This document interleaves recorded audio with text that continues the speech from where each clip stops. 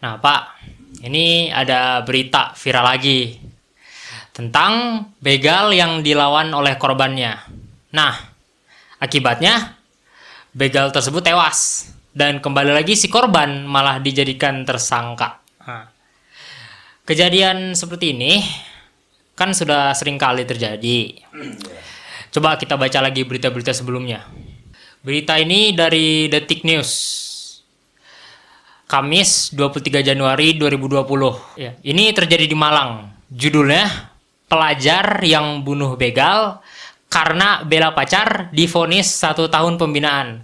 Nah, Pak, sebelum divonis 1 tahun pembinaan ini, si pelajar ini diancam seumur hidup.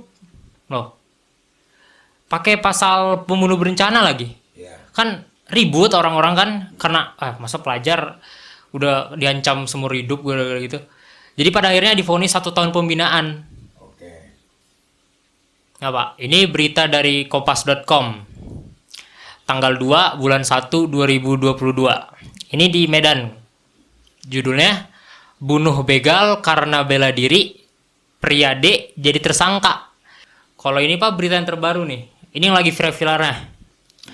Dari liputan6.com. Terjadi di Mataram. Korban begal bunuh 2 pelaku di Lombok Tengah jadi tersangka. Kok bisa, kan? Nah, Satreskrim Polres Lombok Tengah, Nusa Tenggara Barat menetapkan korban begal berinisial S menjadi tersangka dalam dugaan kasus pembunuhan terhadap 2 pelaku begal yang menyerangnya di Desa Ganti, Kecamatan Praya Timur, Minggu tanggal 10 bulan 1 dini hari. Nah, Kevin tahu, Bapak sudah sering menjelaskan tentang kasus seperti ini yang terkait dengan pasal 49 KUHP yang mengatur tentang perbuatan pembelaan diri darurat atau pembelaan terpaksa. Nah, di mana perbuatan itu dilakukan untuk membela diri sendiri ataupun orang lain, membela kehormatan kesusilaan ataupun harta benda sendiri maupun orang lain. Ya. Dikarenakan adanya serangan atau adanya ancaman serangan yang sangat dekat. Bunyi pasalnya lebih dekat lagi, tidak dipidana. Nah, tidak dipidana barang siapa melakukan perbuatan pembelaan terpaksa untuk diri sendiri maupun untuk orang lain, kehormatan kesusilaan atau harta benda sendiri maupun orang lain, karena ada serangan atau ancaman serangan yang sangat dekat pada saat itu yang melawan hukum. Ya. Nah, apakah perbuatan korban tersebut yang tadi kita bahas tidak termasuk membela diri, Pak? Kenapa mereka dijadikan tersangka sih? Elang Mau, pelopor anti kesewenang-wenangan, pengacara bagi diri sendiri.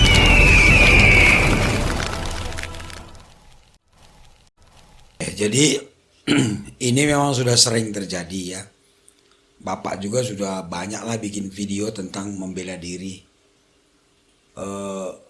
Banyak yang komplain juga ke Bapak. Kenapa bisa jadi tersangka? Itu kan membela diri. Nah, yang ingin Bapak jelaskan di sini adalah hukumnya ya. Ini bukan kata Bapak gitu loh. Undang-undang tadi sudah dijelaskan. Memang ada pasal yang mengatur tentang membela diri.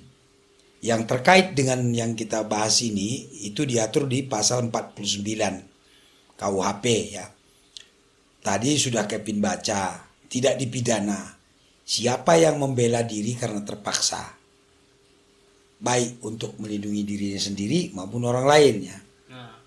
Baik untuk melindungi hartanya sendiri ataupun harta orang lain, baik melindungi kehormatan diri sendiri maupun kehormatan orang lain. Kehormatan di sini maksudnya susila ya, orang mau diperkosa misalnya, atau kita mau diperkosa misalnya, kita boleh membela diri dan kita tidak dipidana. Tapi ada syaratnya ya.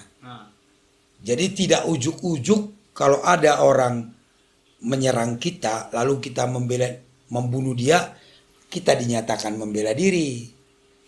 Jadi di sini sudah jelas ya bahwa dinyatakan membela diri itu apabila terpaksa, tidak ada cara lain. Kemudian serangan itu begitu dekat, sangat berbahaya gitu. Itulah baru kita bisa membela diri. Kalau kita masih bisa sempat lari misalnya ya, atau masih sempat menyelamatkan diri, tapi kita tidak melakukannya, itu bukan membela diri. Tidak ada jalan lain gitu. Demi nyawa, demi kehormatan, demi apa tadi, harta benda, untuk menyelamatkan itu kita boleh melakukan pembelaan diri, tapi harus ada serangan yang begitu dekat, begitu berbahaya. ya. Contoh, ada orang nyerang bapak tangkis, lalu bapak pukul, dia jatuh, ya, itu membela diri, kan terpaksa nih. Nah, tapi kalau ada orang nih menyerang bapak tangkis, lalu bapak pukul, dia jatuh, udah jatuh bapak serang lagi, itu bukan membela diri lagi, udah berlebihan namanya. Begitulah pengertian daripada pasal ini. Tidak boleh juga berlebihan gitu loh. Contoh lain, dia sudah menyerah, tapi kita terus hajar, udah bukan membela diri lagi. Ini kata undang-undang ini. Makanya untuk menentukan apakah perbuatan kita itu termasuk membela diri atau tidak, nanti hakim di pengadilan. Ya. Lalu pertanyaannya tadi, kenapa kok dijadikan tersangka, Pak? Polisi memang wajib melakukannya itu, wajib tetap melakukan proses hukum. Ya. Karena polisi tidak berwenang menyatakan itu membela diri. Yang berwenang menyatakan itu membela diri atau tidak adalah hakim. Ya. Jadi tetap dilakukan proses hukum, nanti dibawa ke pengadilan. Di pengadilan lah nanti dibuka permasalahan ini. Hakimlah yang akan menilai apakah ini membela diri atau tidak. Kalau memang ternyata penilaian hakim perbuatan itu membela diri, pasti dibebaskan. Ya, jadi pasal ini tetap berlaku bahwa kalau kita membela diri tidak dipidana, tapi yang menentukannya adalah hakim, bukan polisi. Jadi kalau ada orang melakukan seperti itu tetap diproses. Orang ketarik perhatian mereka di saat mereka lihat berita yang membunuh begal ini dijadikan tersangka.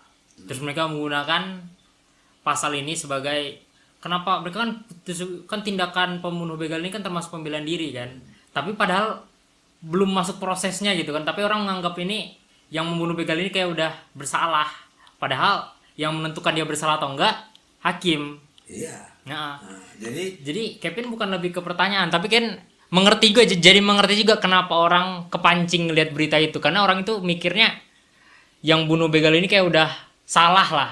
cuma menurut Bapak ada kelemahan sedikit di dalam pasal ini, tidak dijelaskan ya batasan-batasannya. Memang pengertiannya kita paham ya, bahwa membela diri itu karena terpaksa, tidak ada jalan lain, tidak boleh berlebihan gitu.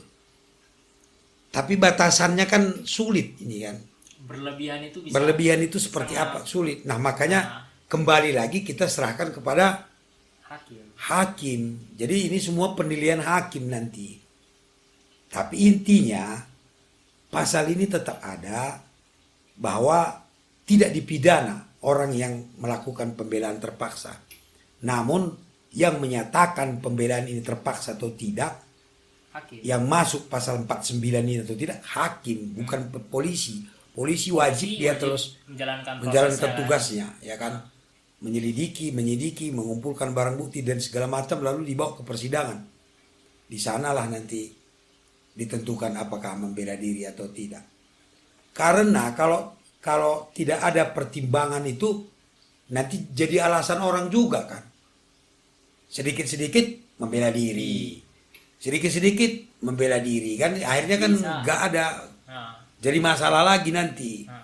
Ketika ada perkelahian, ada pertengkaran, alasannya membela diri.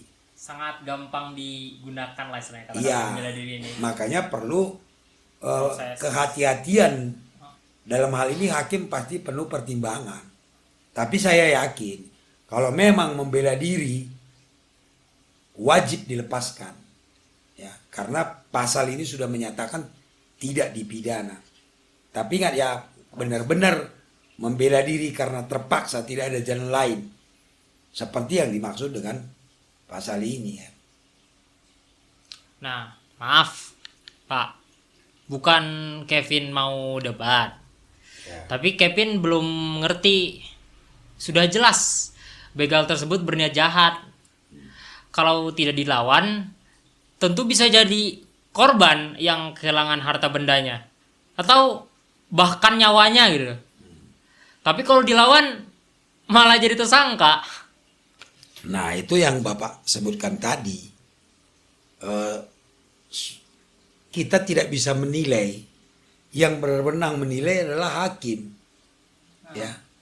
Tapi yang penting kita paham dulu bahwa perbuatan membela diri itu seperti apa. Tadi sudah Bapak jelaskan dengan terpaksa tidak ada jalan lain. Kalau kita tidak melakukannya akan ada orang meninggal, orang mati. Mungkin kita, mungkin orang lain gitu ya. Menyelamatkan orang nih. Atau kalau kita tidak melakukannya, harta benda mungkin hilang. Atau mungkin dia diperkosa gitu. Mau tidak mau kita harus melakukan itu. Itu membela diri yang dimaksud ini. Tapi ingat tadi jangan berlebihan. Kalau sudah bisa dilumpuhkan, ya jangan dipukuli lagi gitu. Kalau dia sudah terjatuh dan tidak melawan lagi, ya jangan kita hajar terus.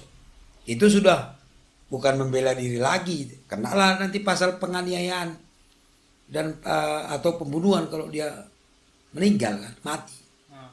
Makanya ya kalau pertanyaan Kevin tadi terus harus bagaimana? Nah, itulah yang kembali lagi hukum kita ini kan dibuat zaman Belanda. Kan? Makanya berharap kita ini semoga saja KUHP kita yang baru ini segera disahkan supaya jelas dia ya tidak lagi membingungkan masyarakat gitu. Apa batasnya gitu dari Iya. pembelaan diri? Soalnya kan gampang lah, segampang itu. Karena ada juga gini ya, pemain bela diri misalnya, dia ahli bela diri nih, Nah, pukulannya keras, dia mukul orang sekali bisa jatuh gitu, mati misalnya, padahal niatnya kan nggak begitu. Apakah itu berlebihan gitu? Kan sulit juga ya kan? Karena memang pukulannya kuat, refleks dia gimana gitu kan? bek gitu sekali pukul mati anak orang begal itu misalnya gimana. Makanya perlu Bapak bilang pembaruan KUHP kita yang zaman Belanda itu. Oke.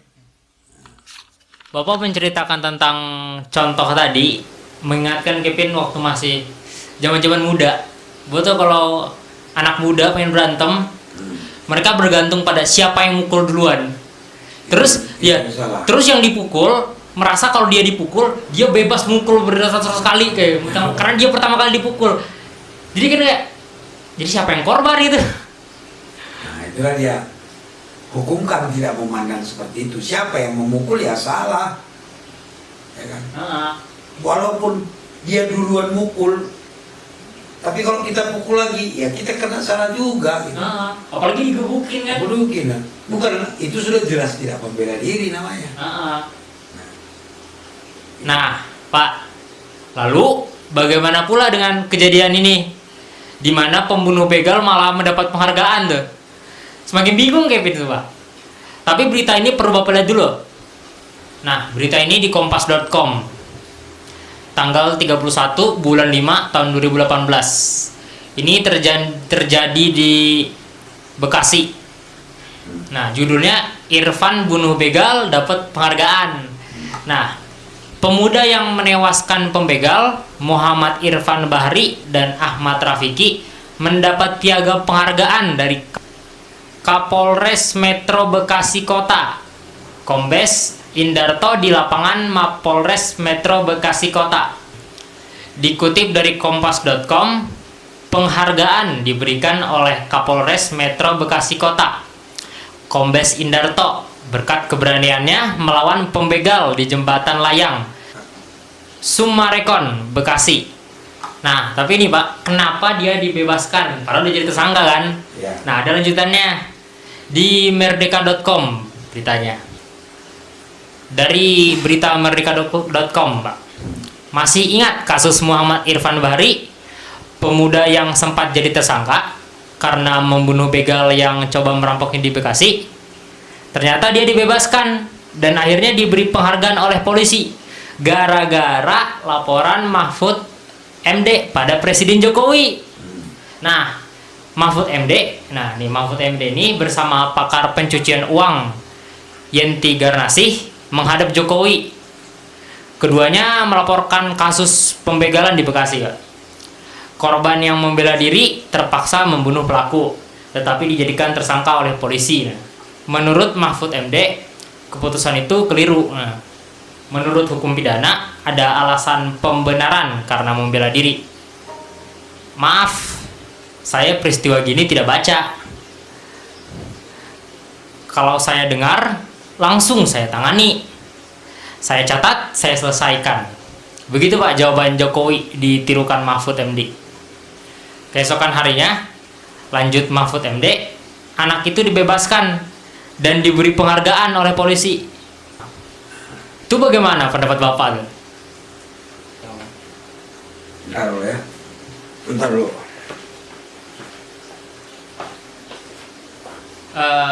Bapaknya terlalu lama. Kita tutup aja ya langsung.